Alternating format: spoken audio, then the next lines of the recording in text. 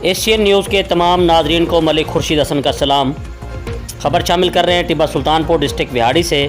Tibba welfare society کی جانب سے دینی مدارس میں بچوں کو کھانا کھلانے کا سلسلہ جاری۔ مزید تفصیل عبدالشکور چشتی کی اس رپورٹ میں۔ عبدالشکور چشتی کی رپورٹ کے مطابق ٹبہ سلطان پور ویلفیئر سوسائٹی کی طرف سے مختلف دینی مدرسوں میں دیگوں کی تقسیم۔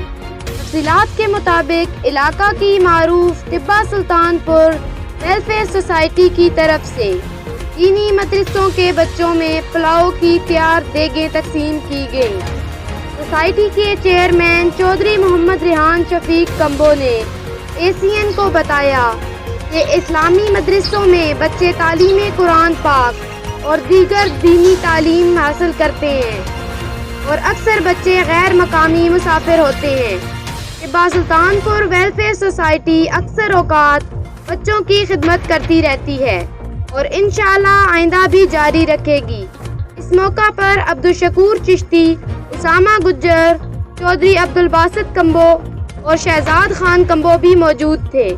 کیمرہ مین ٹیم کے ساتھ عبدالشکور چشتی، نمائندہ ایشین نیوز ٹبہ سلطان۔ جی، مزید خبروں اور اپڈیٹ سے باخبر رہنے کے لیے دیکھتے رہیے ایشین نیوز HD۔